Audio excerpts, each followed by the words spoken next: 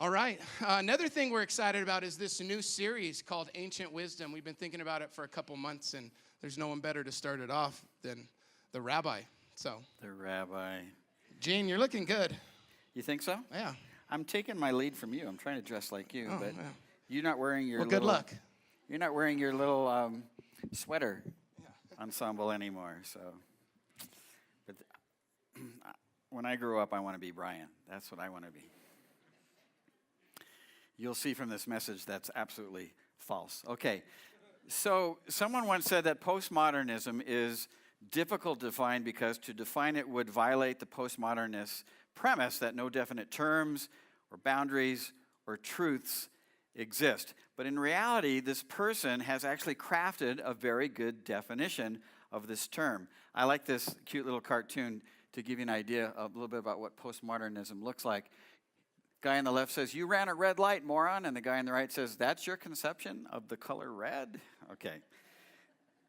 Now, if you apply postmodernism to Christianity, what some today call the post-Christian era, it's a growing trend against organized religion, heavily influenced alongside the growing trend of individualism. And it includes rejecting the value of ancient wisdom expressed in the traditions of our faith.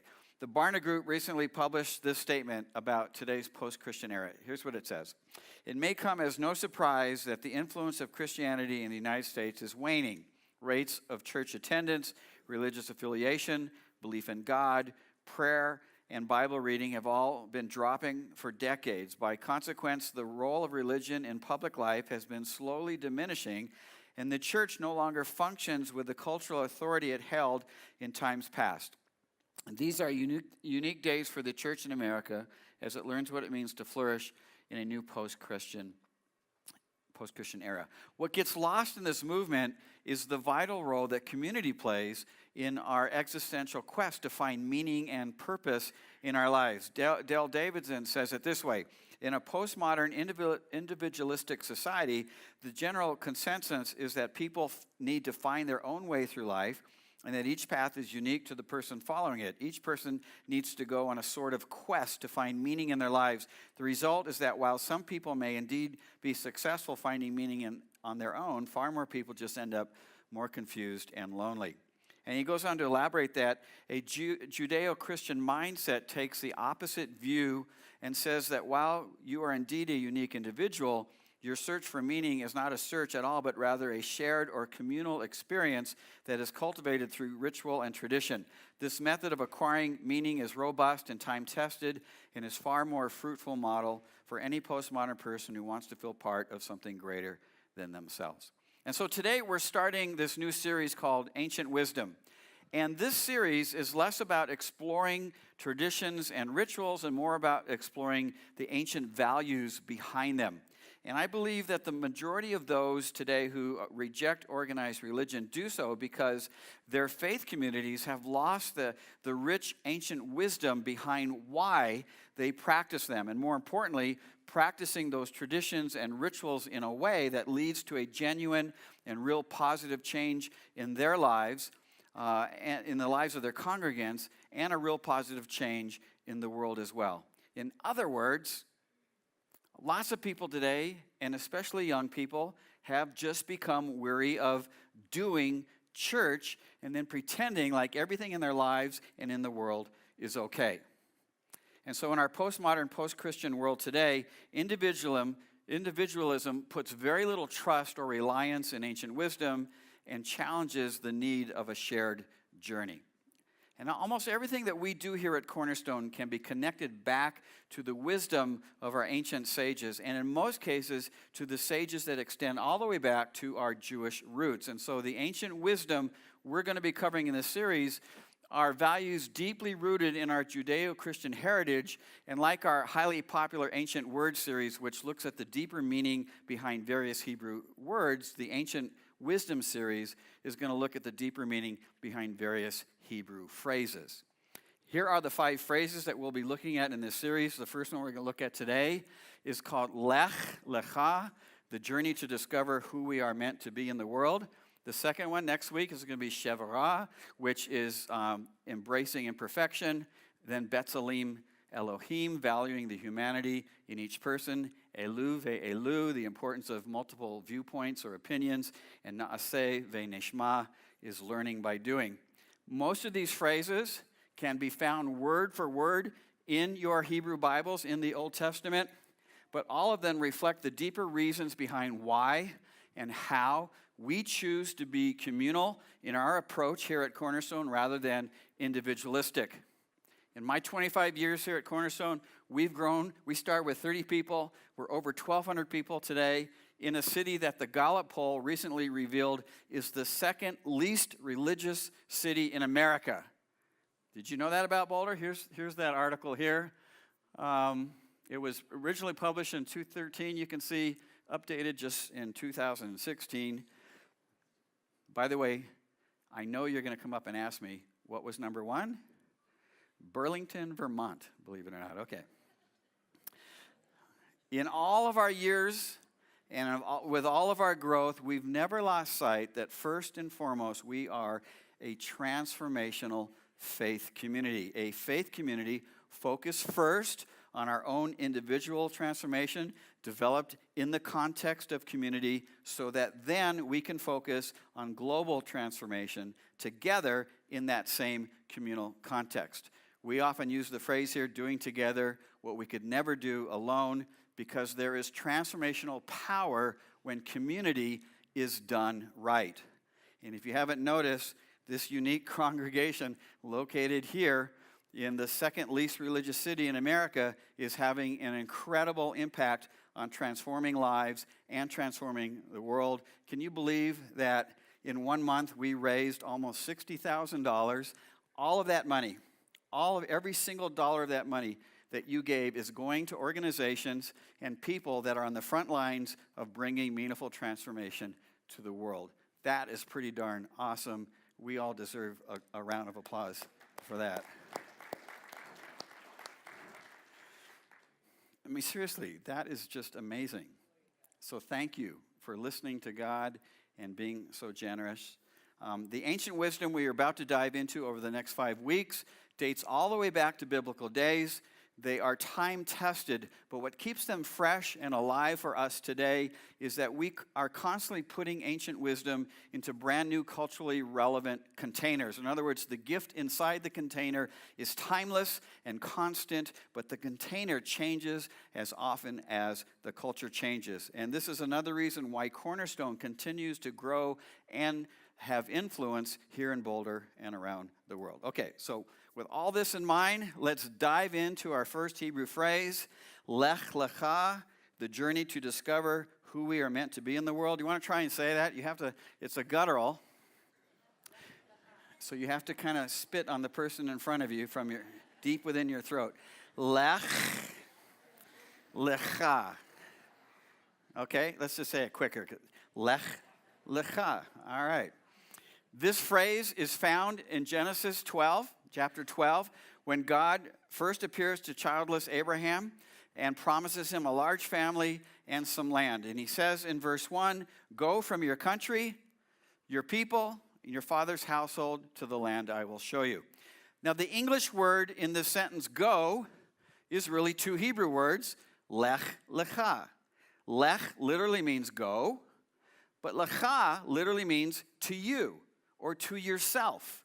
And so you can see by keeping the literal translation, we get a deeper spiritual picture into the meaning and purpose of God's call to Abraham. God is definitely asking Abraham to leave from his country, from his people, from his father's household.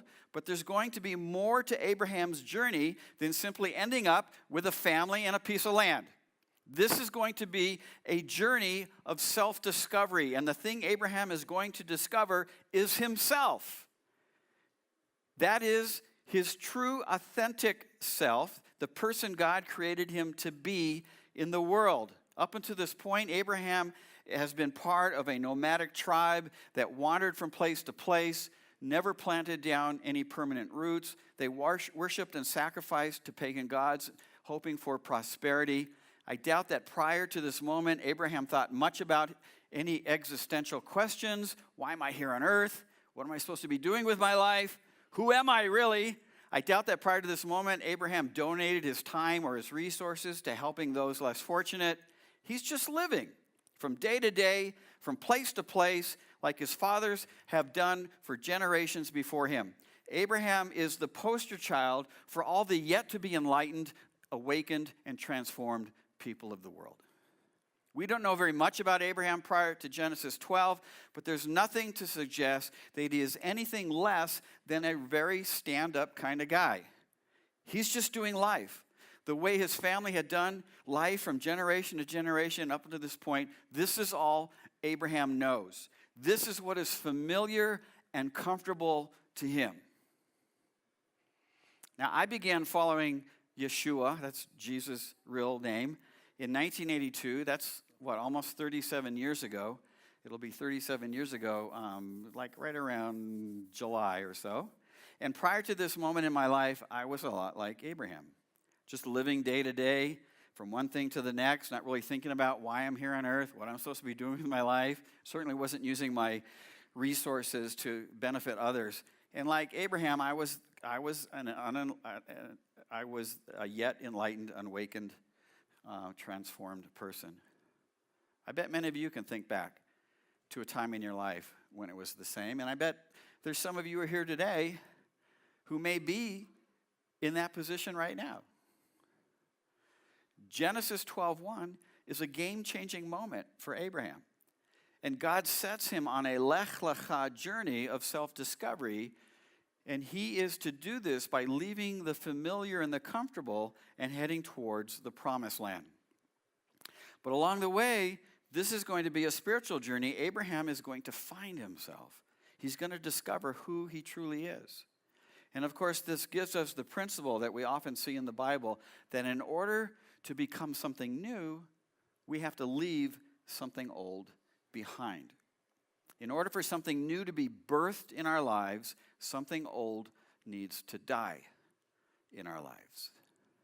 And Jesus has this principle in mind when he said to his disciples in Matthew chapter 16, verse 24 through 26, "Whoever wants to be my disciple must deny themselves and take up their cross and follow me. For whoever wants to save their life, they're going to lose it. But whoever loses their life for me, they're going to find it. What good will it be for someone to gain the whole world yet forfeit their soul? Or what can anyone give in exchange for their soul?" So let's keep this passage up on the screen because I want people to see. Prosperity for our souls is the main subject of this passage. Soul prosperity right now in this world, soul prosperity later on in the world to come. And the words in this sentence that are translated life, you can see them up there in the passage, they're really the same Greek word that's translated soul, where the translators correctly interpret it as the word soul. And so prosperity for our soul is the part of us that's eternal, the part of us that lives forever, is the main focus of this text. And it's unfortunate that they use the word life here, because this is really our souls that we're talking about. And the lesson to learn here is that living self-focused day to day in our lives, living for ourselves, doing what Jesus calls trying to gain the whole world, is really toxic for our souls, both in this world right now and especially later on in the world to come. That is not how God created us to be in the world. The solution Jesus gives is that our old self needs to die so that it can be resurrected as our true self. And Rabbi Yeshua says that we do this by following him, which puts us on a long, slow, intentional Lech Lecha journey to live our lives the way God created them to be lived. And we do that in the context of community, along with other disciples who are following the rabbi as well. Now, just prior to following Jesus in 1982, I was in business for myself. I don't share this very often, but yeah, I had a life before Jesus, before pastoring, coming on staff as a full-time pastor. I imported commercial fasteners from Asia by the boatloads. If you don't know what a commercial fasteners is, anytime you grab a nut, bolt, or washer, you're grabbing a commercial fastener. Very low-tech items, and I sold them by the millions. And the business did very well. Andrew and I were gaining everything the world had to offer, but honestly, our souls were still empty. We were doing what we thought we needed to do to save ourselves, which was just what my family had done from generation to generation. And even though trying to gain the world was familiar and comfortable to us, our souls were dying in the process. Then we began to follow Rabbi Yeshua, and passages like this one and others just like it really began to speak and challenge us.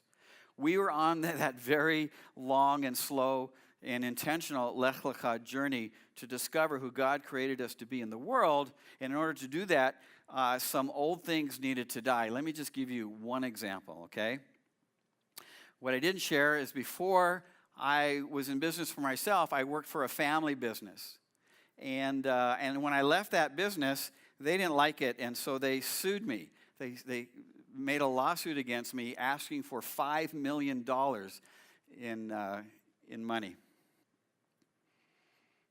They even tried to get a TRO, a temporary restraining order, to get me to stop. I don't know if you're familiar with how that happens, but that has to happen within 15 days, at least in California. That was the law. You have to have a court hearing in 15 days to see if the judge can determine that, in fact, there is some credible evidence to stop this person from doing business. And I went to that hearing, and not only did the judge not grant them a TRO, he warned them that they were in danger of violating my federal right to earn a living. And so my attorney heard that and said, let's countersue. We will make millions. I mean, the judge put this on record. It is obvious that they don't have a case. You are going to be a rich man. It all sounded enticing to me, but I knew in my heart I didn't want to countersue my family. And then in the middle of all this, I met Jesus. I also met a man at the church who was an attorney. He seemed very different from the attorney that I had. By the way, my attorney eventually went to jail for embezzling. It's a true story. So I asked this attorney at my church if we could get together, and we did, and I told him my sad story, and he said, Gene, what is it that you want to do with all this? I said, well, I don't want to sue my family. I just want this lawsuit to go away. And then I remember he looked me in the eye, and he said, well, then why don't you just give them what they want? And I was stunned, and frankly, I was a little upset by his statement. And I told him, I said, how fair is that? I have done nothing wrong. They are just trying to punish me for leaving the family business. And without missing a beat, he looked me in the eye again. He said, I'm sorry, but I thought you just said you want this lawsuit to go away. And then he showed me a passage in Matthew chapter 5, verse 40, where Jesus says, if anyone wants to sue you and take your coat or take your shirt, hand over your coat as well. And then I said, what kind of a lawyer are you? And he replied, I'm not talking to you as a lawyer, I'm talking to you as a follower of Jesus.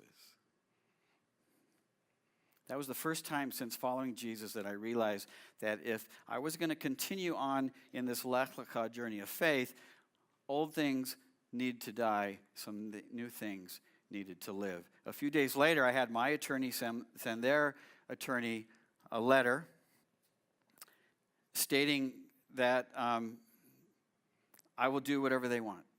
And that's basically what the letter said, whatever it is that you want. And even though it felt really scary and honestly a little foolish at the time, it also felt like it was the right thing to do. And immediately our souls began to breathe. It's amazing when you do the right thing, how that happens. And everything was eventually settled without any financial compensation. It also led to reconciliation with my family. And we were just one small step closer to who God created us to be. We had a lot more steps to take in our journey. What good is it if we gain the whole world but lose our souls in the process? That's the question Jesus asks.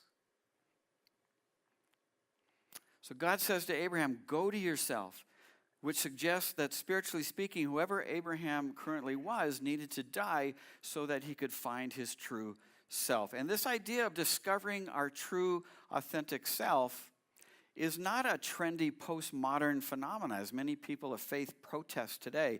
It has its roots in ancient wisdom. A Lech Lecha self-discovery journey happens when we leave behind our old self in order to find our true self, the one that is created by God to be in this world, the one that will prosper our soul both now and in the world to come for eternity.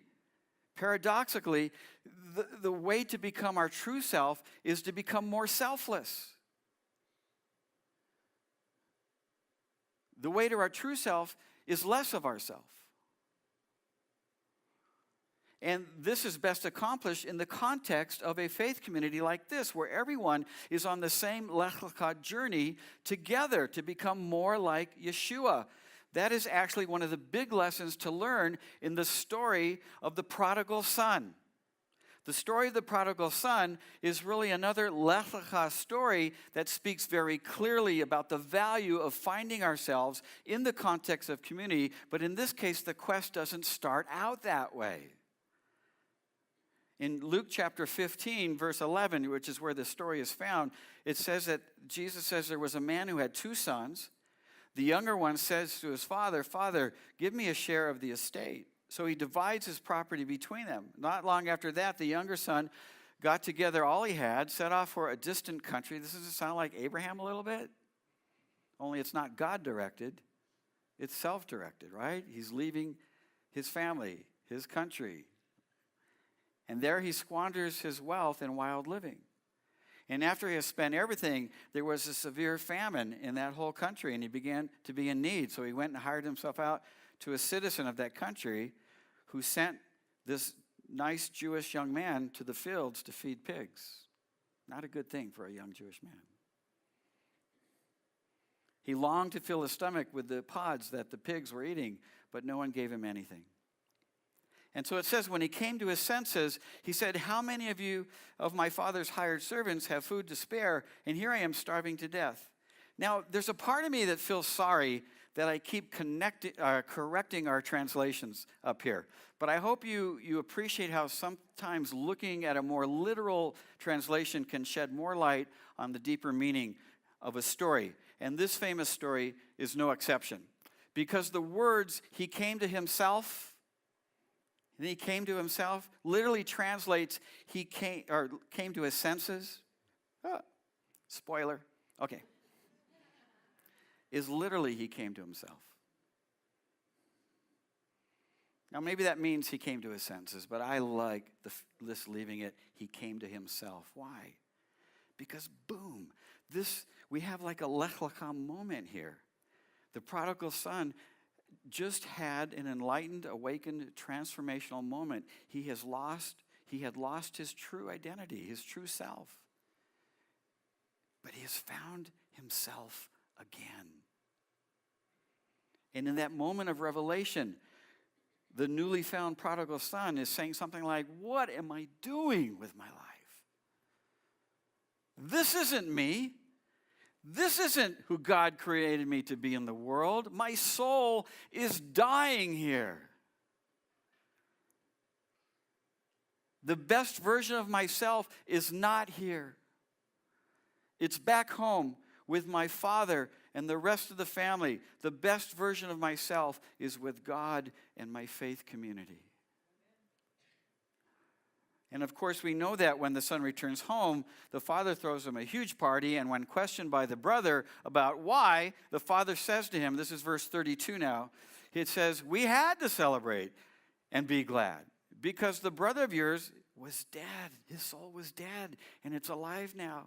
He was lost. He lost himself, but he's found himself again. The best version, and worship team, you can come up now. The best version of ourselves is back home with God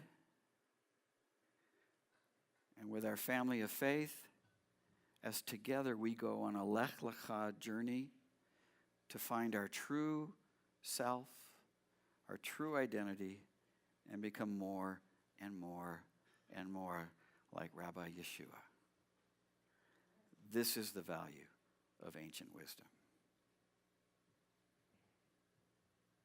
So here's what I'd like you to do. I'd like you to just think back during this message, because I trust that while I'm speaking, while the Holy Spirit is giving me things to say that I bring to you to say to them, He's doing the same thing to you as I'm speaking. Where are you in this message? Where did you see yourself in this message? Maybe you see yourself as the yet enlightened, awakened person. That was me 37 years ago when I walked into a church for the first time, clueless about any of this stuff. Maybe that's you. Maybe you're the postmodern person. Somehow or another, you ended up here today for whatever reason, and you have lost value and even trust in an organized faith community like this.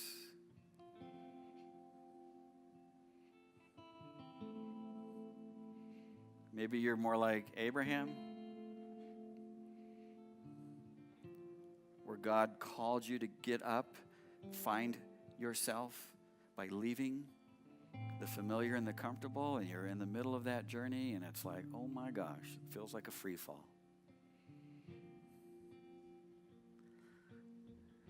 Maybe you're the prodigal.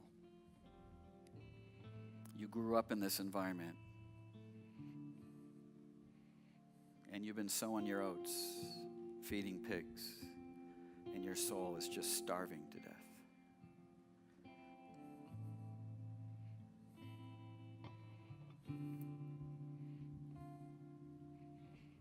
So where do you see yourself in this message? And maybe the more important question is, where do you see God taking you from where you're at?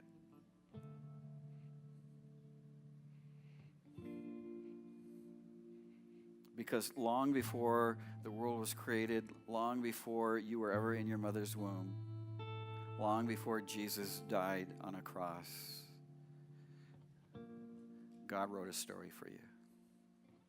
All the days, as Psalm 139 says, all the days ordained for you were written in God's book before one of them came to be. And maybe it feels like God's care and concern is not in your life right now, but behind the scenes, God is always there, blowing on your story in just a way that you exercise your free will and yet do what He planned for you to do at the same time. He never slumbers, He never sleeps. He's never out of control, even when our lives are out of control. And He's got you on a journey to find yourself. That's the journey that we're on. So Lord, I pray for each one of us, myself included, that maybe we need some healing. Maybe we need to regain trust. Maybe we just need a little nudge to say, for you to say, I'm still there. And so whatever it is, wherever people see themselves in today's message, whatever answer they need to move forward from today, I pray you would deliver that. And I pray particularly for those here this morning who have just lost their value. They don't see value in themselves anymore, and they struggle with things like fear and doubt and anxiety, trust, that you would begin to restore that. By using the words that were spoken today and the music we're about to sing. And I pray this in Jesus' name. Amen. Let's stand up and let's finish worshiping together.